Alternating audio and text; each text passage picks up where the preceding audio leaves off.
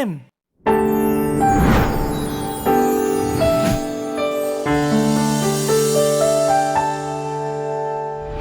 Assalamualaikum warahmatullahi wabarakatuh dan salam sejahtera. Apa khabar semua cikgu? Hari ini hari Sabtu, guruku sifuku, hari kita. Jadi seperti biasa bersama dengan saya Cikgu Farina, kita akan membincangkan tentang hal cikgu-cikgu. Saya harap hari ini cikgu semua sihat sejahtera. Alhamdulillah, begitu juga saya. Hari ini kita akan bercerita tentang satu topik berkaitan dengan cikgu kita. Sebelum kita menjadi cikgu, mesti ada cikgu-cikgu kita ketika kita sekolah tadika, sekolah rendah, sekolah menengah atau ketika kita di universiti dulu yang masih di dalam ingatan kita. Kenapa agaknya? Ingat lagi tak siapa nama cikgu tu? Sudah tentu kan? Cikgu-cikgu tu mungkin berjasa kepada kita atau kepada cikgu. Mungkin mereka pernah membantu kita dari segi kewangan, ataupun mereka lah yang mendengar masalah kita ketika kita dalam kesusahan, atau mereka lah guru yang sanggup berhujan panas menunggu kita melintas jalan untuk mengelakkan kemalangan. Jadi hari ini kan cikgu, kita nak membincangkan tentang mereka, iaitu guru yang berjasa.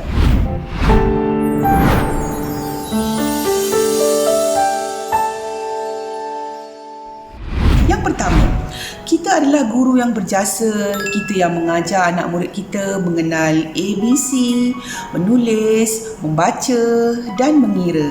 Walaupun anak-anak murid ini ada yang telah pun diajar oleh ibu bapa mereka, namun kita sebagai guru, cikgu-cikgu sebagai gurulah yang berjasa mengajar mereka perkara yang paling asas sebagai seorang murid. Yang kedua, ada dalam kalangan cikgu-cikgu yang sedang menonton ini, saya tahu sanggup berpanas, berhujan. Saya ada kenal seorang cikgu, memang kalau dia tak adalah di jalan raya, sebab sekolah saya tu di tepi jalan raya, jadi beliaulah seorang guru yang sanggup berpanas untuk memastikan keselamatan murid-muridnya. Dia sanggup menjaga murid yang kadang-kadang bergurau di tepi jalan. Jadi guru ini yang sangat berjasa, dan apabila beliau pencen, kami berasa kehilangan seorang guru yang berjasa seperti beliau. Seterusnya, guru-guru yang berjasa ini adalah ketika murid-murid sakit. Cikgu-cikgu mesti kan dalam yang sedang menonton ini menghantar murid ke klinik, memang perkara biasa. Jadi kalau bukan cikgu-cikgu yang menghantar di saat anak murid kita demam, siapa lagi? Betapa besarnya jasa cikgu-cikgu. Seterusnya, ingat tak lagi ketika kita mengadakan lawatan, balik masa pergi tu seronok naik bas beramai-ramai kan. So bila kita balik semula ke sekolah, katakanlah petang, ada ibu bapa yang ada masalah sedikit untuk mengambil anak mereka, jadi ada guru yang terpaksa menunggu sampai lewat petang, sampai maghrib demi memastikan keselamatan anak muridnya sampai ibu ayah mereka datang. Nampak tak di situ betapa berjasanya seorang guru yang dikenang, murid ni akan ingat. Dia akan ingat, cikgu ni sanggup tunggu. Kadang-kadang murid ni pun rasa bersalah, dia pun cakap, cikgu tak apa, baliklah cikgu. Tapi naluri sebagai seorang cikgu, kita takkan balik, kita risaukan keselamatan mereka. Dan guru-guru juga yang sedang menonton ni, saya tahu ni memang tak berkira kan, dah berapa banyak lah, saya pun tak tahu berapa banyak lah duit habis, masa yang ditaburkan, tenaga yang diberikan. Jasa-jasa cikgu ini memang dikenang oleh mereka. Sampai satu tahap saya nak berkongsi, ada seorang pelajar nak pergi temu duga, jumpa cikgu, tak tahu nak susun fail macam mana. Maka guru kaunselingnya pun membantunya lah menyusun sijil mengikut pembahagian di dalam fail. Dan pergi temu duga. Alhamdulillah, berjaya, muridnya kembali bertemu gurunya. Terima kasih cikgu, saya ingat jasa cikgu. Kan ini belum cerita lagi melayan anak murid pada waktu malam. Jadi jasa-jasa inilah yang dikenang oleh murid selamanya, dan inilah yang dikatakan guru yang berjasa. Cikgu, hari ini saya ingin berkongsi tentang salah seorang guru yang berjasa, iaitu Cikgu Samuel, guru bahasa Inggeris dari Sekolah Kebangsaan Runcang Muazzam Shah, Pahang. Beliau telah pun dinobatkan sebagai Global Teacher Prize tahun 2020. Cikgu Samuel telah pun membuat satu projek iaitu Speak Up with Poetry, bersuara dengan puisi, yang beliau perkenalkan dengan kerjasama dengan seorang penyair amatur yang menulis puisi berkaitan kebudayaan orang asli. Jadi melalui projek tersebut, murid-murid Cikgu Samuel ini boleh menonton program itu dalam bentuk video untuk pembelajaran bahasa Inggeris. Jadi tindakan guru ini telah memberi inspirasi kepada murid-muridnya yang terdiri daripada orang asli agar mempunyai impian yang besar dan berusaha untuk menghubungkan murid-murid ini ke dunia luar. Hebat bukan?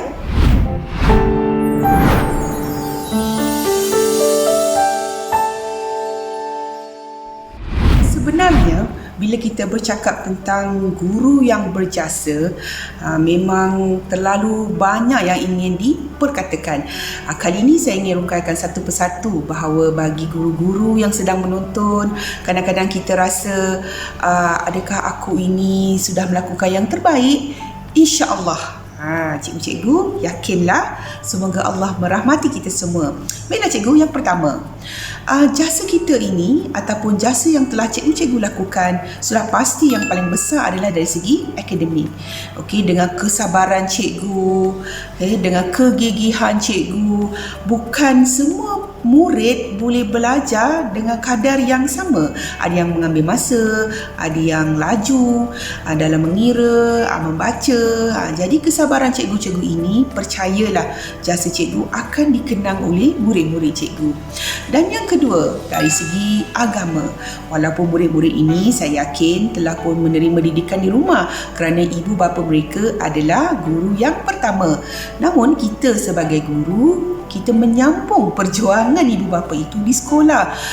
Maka lahirlah kem solat, guru-guru, cikgu-cikgu yang sedang menonton ni, ustaz, ustazah yang mengadakan kem tersebut, mengajar solat, cara mengambil wuduk, mengaji kepentingan berpuasa. Begitu juga dengan mata pelajaran pendidikan moral, berkaitan. Yang ketiga, sasiah, sebenarnya dia berkaitan, sasiah. Bagaimana guru-guru yang berjasa mengajar tentang tingkah laku beradab murid-murid kita yang kadang-kadang nakal kan, biasalah tu. Jadi gurulah yang berjasa membentuk kepribadian mereka, belajar menghormati orang lain. Dan kadang-kadang memang kita kena memberi dendaan kepada mereka, menghukum, bukan kita tak sayang, bukan, tetapi sebagai satu proses pembelajaran supaya mereka faham dan tidak mengulangi perbuatan tersebut. Dan guru-guru juga sangat berjasa dalam mengajar anak murid berkaitan dengan kehidupan. Bagaimana seorang murid itu apabila jatuh, bangkit kembali, jatuh, bangkit, tentang kegigihan, berdaya tahan, belajar menyayangi diri. Belajar daripada siapa? Murid-murid dia belajar daripada siapa? Daripada cikgu-cikgu lah yang sedang menonton ini. Subhanallah, tahniah cikgu. Jasa cikgu memang tidak terjangkau di akal. Kalau bukan berada dalam dunia pendidikan, memang tak akan faham pengorbanan kita. Dan guru jugalah yang berjasa meningkatkan motivasi murid-murid, memberi kepercayaan, yakin bahawa manusia boleh berubah, yakin bahawa muridnya boleh berubah. Maka peluang yang diberikan kepada murid-murid, murid-murid mengambilnya sebagai satu peluang untuk berubah, maka dia berubah, dia akan kenang jasa guru-guru. Tahniah cikgu. Didik TV KPM. Didik TV KPM.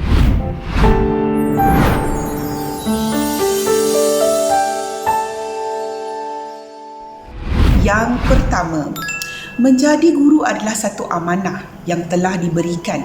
Jadi kita sebagai guru perlu menjalankan tanggungjawab ini sebaiknya, sejujurnya. Maksudnya kita sebagai guru, apabila kita menjadi guru pada awalnya, kita kena ingat mengapa kita bermula. Kenapa kita memohon atau memilih kerjaya ini. Dan apabila kita menerima kerjaya ini, kita harus menerimanya dengan penuh tanggungjawab. Dan apabila kita menjadi guru yang berjasa, kita telah meningkatkan martabat profesion keguruan kita. Itu yang pertama. Yang kedua, apabila kita menjadi guru yang berjasa, kita sebenarnya menjadi suri tauladan, idola, ikutan dan inspirasi kepada anak murid kita. Jangan lupa ya cikgu-cikgu, dalam kalangan anak murid kita memerhatikan kita, melihat betapa kita bersungguh-sungguh dengan kerja buat kita. Kita mempamerkan sifat baik ya, kita mempamerkan sifat penyayang, keikhlasan. Mereka akan menjadikan kita, wow, aku teringinlah nak jadi seperti cikgu tu. Tanya cikgu menjadi inspirasi kepada murid-murid cikgu. Okey. Yang ketiga, sebagai insan yang perlu memainkan peranan, jadi kita mainkanlah peranan kita sebagai seorang guru. Ingat lagi falsafah Ikigai, untuk berasa bahagia, lakukanlah perkara yang dunia perlukan.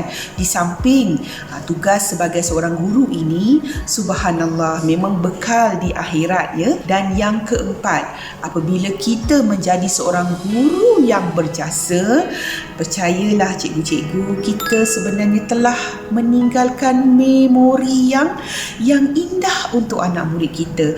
Murid-murid akan mengenang jasa kita. Dia akan ingat, dulu cikgu kata, masa nak memasak ni begini-begini. Okey, dulu cikgu pernah kata, kalau sebelum kita melakukan senaman, kita mesti melakukan pemanasan badan. Contoh, dia akan ingat. Jadi, kepada guru-guru baru di luar sana, tanamkan tekad untuk menjadi seorang guru yang berjasa.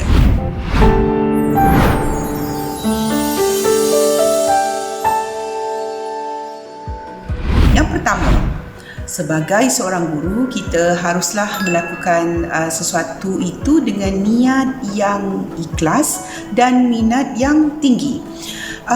Kita sedia maklum, menjadi seorang guru bukanlah satu tugas yang mudah, namun kita perlu sentiasa ingat bagaimana kita bermula, kenapa kita bermula dan kenapa kita memilih kerjaya ini.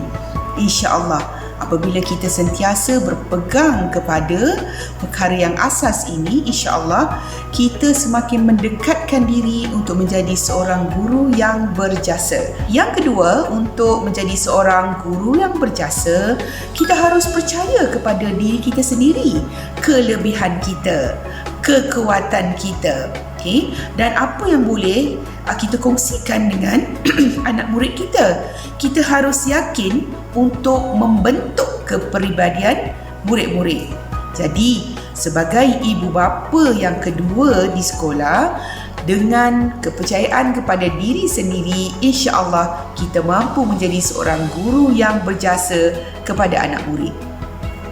Yang ketiga, untuk menjadi seorang guru yang berjasa, kita haruslah sentiasa bersabar, kerana setiap perjuangan sudah pasti ada cabaran. Setiap perjuangan sudah tentu ada ujian. Jadi cikgu-cikgu, kesabaran ini akan menyantuni perjalanan cikgu dalam melayani kerenah murid-murid, dalam mengendalikan keupayaan murid-murid yang berbeza. Kita juga harus bersabar dalam mendapatkan kepercayaan daripada ibu bapa murid-murid. Dan yang keempat, cikgu-cikgu, kita harus sentiasa belajar kepada guru-guru yang berjasa dengan anak muridnya. Ini terutama kepada guru-guru muda. Berkenalanlah, bergaullah dengan guru-guru yang berjasa. Perhatikan tingkah laku dan pola pemikirannya, dan kita belajar daripada pengalaman mereka.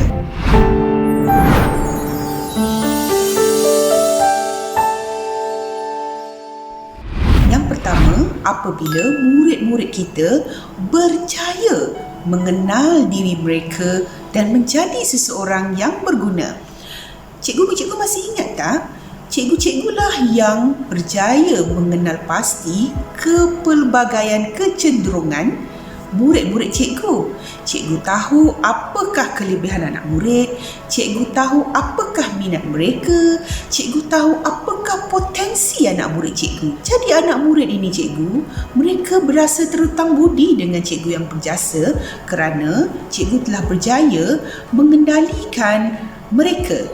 Maksudnya mencungkil bakat mereka. Jadi murid-murid ini berasa bahawa cikgu telah berjaya membantu mereka melawan ketakutan. Besar jasa itu cikgu. Dan murid-murid selalu terfikir, kalau bukan kerana cikgu Polan itu yang berjaya mencungkil bakat aku, maka aku tak akan berada sehingga ke tahap ini. Itu ya maksudnya yang membuatkan murid-murid tak boleh lupakan cikgu. Okey. Yang kedua, kita ni sebagai guru, cikgu yang sedang menonton adalah guru pendengar yang baik. Dan cikgu sentiasa ingin membantu mereka di saat mereka butuh. Cikgulah pendengar, cikgulah yang faham masalah mereka. Cikgu tidak terus menghukum. Jadi murid-murid ini rasa terhutang budi di saat semua orang tidak percaya kepada mereka atau memulaukan mereka, tetapi cikgu tetap ada di sisi mereka, menangis bersama, ketawa bersama, dan cikgu mengajar tentang cabaran kehidupan. Dan yang ketiga, murid-murid kita ini terhutang budi dengan cikgu-cikgu kerana cikgu-cikgu sanggup berkorban untuk mereka. Mereka ingat jasa-jasa kita cikgu, di mana cikgu-cikgu tidak berkira soal duit. Tak usah cakap lah kan, benda sikit-sikit cikgu-cikgu akan dahulukan duit mereka. Dari segi masa dengan keluarga, masa dengan anak murid, ya. Namun cikgu tetap ada masa untuk anak murid. Dari segi tenaga, cakap aja, cikgu memang akan membantu anak murid. Jadi perkara-perkara inilah yang menyebabkan murid-murid rasa terhutang budi dengan guru-guru yang berjasa. Didik TV KPM. Didik TV KPM.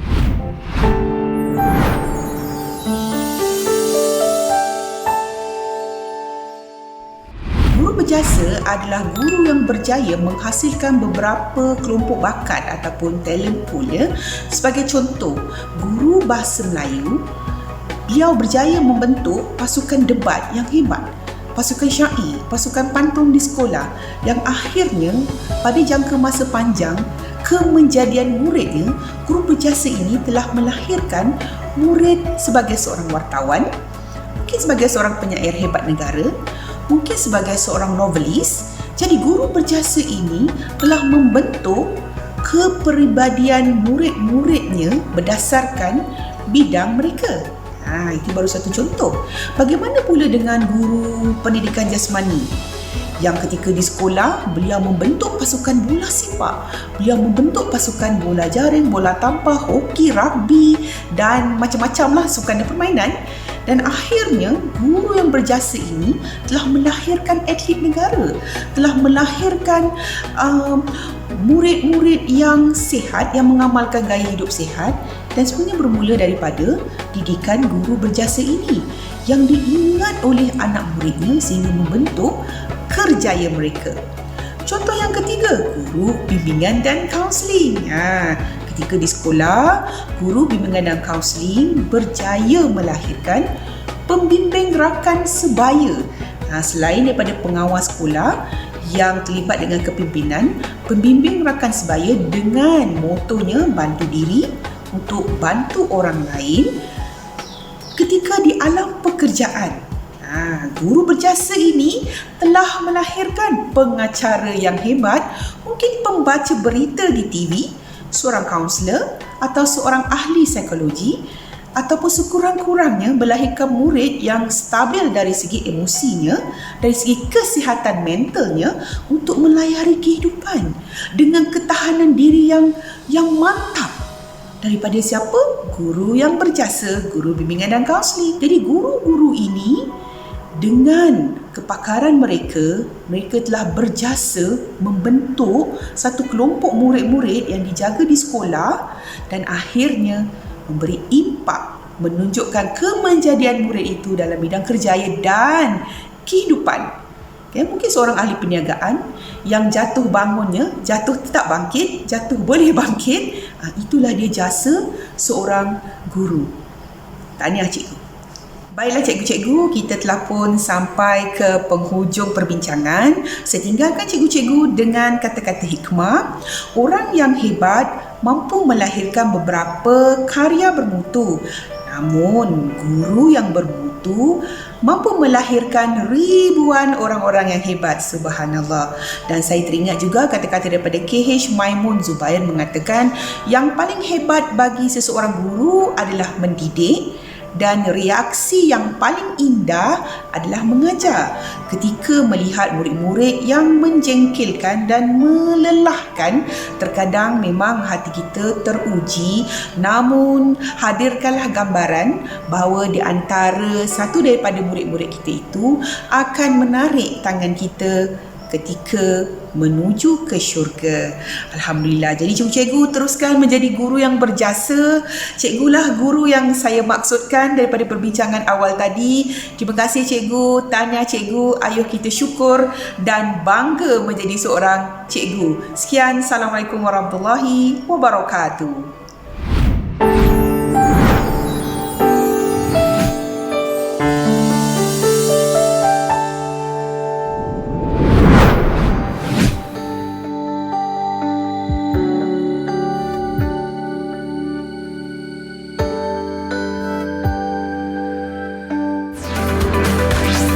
Didik TV KPM